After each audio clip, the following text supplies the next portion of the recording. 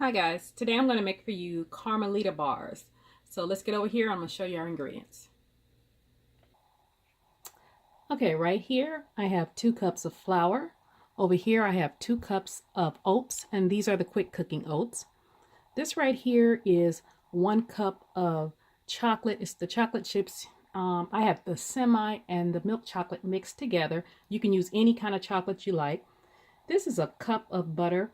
The recipe calls for 3/4 cup, but I'm going to go ahead and use a whole cup, and I'll tell you why in a second. This right here is 1.5 cups of brown sugar. You can use the light or the dark. This right here is 1 teaspoon of baking soda.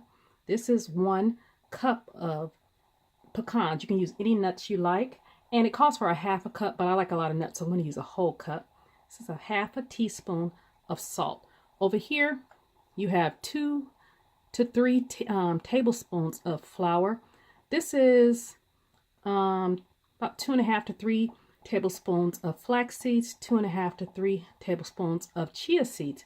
Now you can omit those, you don't have to use those. I'm just putting those in here just to give it a little bit more fiber, to make it a little bit healthy. So that is why instead of the 3/4 cup of butter, that I'm going to go ahead and use the whole cup of butter, because the flaxseed is going to take up a little bit of the liquid, so that's why I'm going to use that. And then right here I have a cup of the caramel. Okay, now that's a store-bought caramel. You can make your own if you like, but that is easier just to buy a cup if you don't know how to make it. So let's get over here and get started.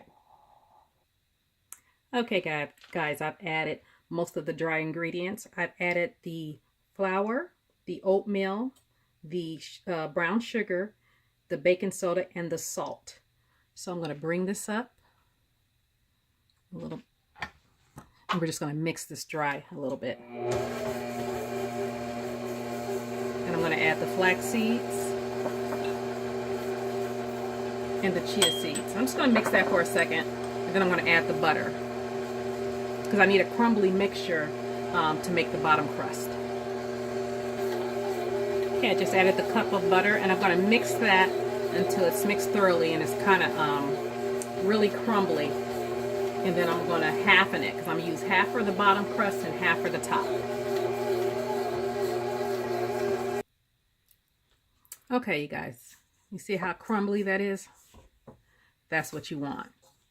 Now I have a prepared pan right over here, and all I did was lightly grease the pan. This is a 9 by 13 pan. I'm gonna put half of the mixture in this pan and press it in the bottom. Okay, I spooned half the mixture into this pan, so I'm gonna wet my hands, because that keeps it from sticking as much. And I'm just gonna press this down in the pan just to make a bottom crust.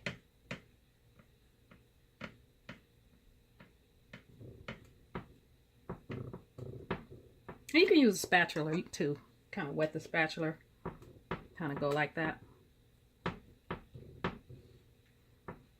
And then we're gonna, I have the oven set at 350. We're gonna bake this bottom crust for about 10 minutes. Okay, I got that bottom crust in the oven. And you remember that extra 2.5 to 3 cups of flour that I had? So I'm gonna take this and add it to the caramel. And you're just going to mix this up thoroughly. Now, if your caramel is too stiff, you can kind of heat it up a little bit, but it usually will work out. And the reason why you do that is because when you add the caramel, it'll never set up if you don't add the flour for some reason. It stays kind of, you know, not firm. So this will make it set up. So when it comes out the oven, I've got about 7 more minutes. I'm going to add the chocolate and the nuts. Okay, guys, it just came out the oven. It was in there for 10 minutes. And then as soon as it comes out while it's still hot, you add your nuts. And I told you I am using the semi-sweet and the milk chocolate. Not the nuts, I'm sorry, the chocolate. But my nuts, I did toast my nuts. You don't have to toast them, but I did toast them. And you can add anything. You can even add fruit to this, or you can add coconut. I love coconut. I'm not going to add coconut today because my husband probably burn out on coconut, okay? Because I add coconut to everything. And here's that caramel that I mixed with that flour. And you're just gonna drizzle that all over.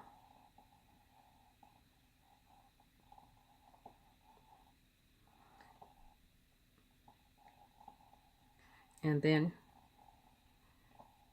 you're gonna put the other half of that crumble. Okay, after you get all the caramel on there, you're gonna take this crumble and just crumble it all then on the top. And once you get all this on here, this is gonna go back in the oven for about 25 to 30 minutes until this, starts getting brown around the edges. All right, guys, this is what it looks like right before it goes in the oven. I just kind of took my spatula and smashed it down a little bit. All right, it'll be ready in 25 minutes. Okay, guys, it is out the oven.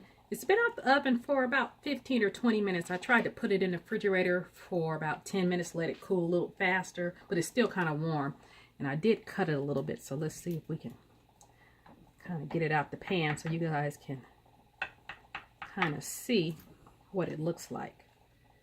But you let them sit up. You really need to let them sit up. Oh my gosh, look at that.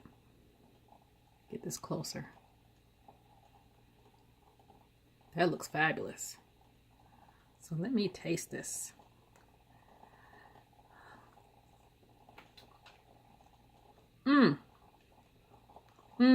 Okay. These are good. And you guys remember I put that flaxseed and chia seed in it? Let me get another bite. You can't even tell.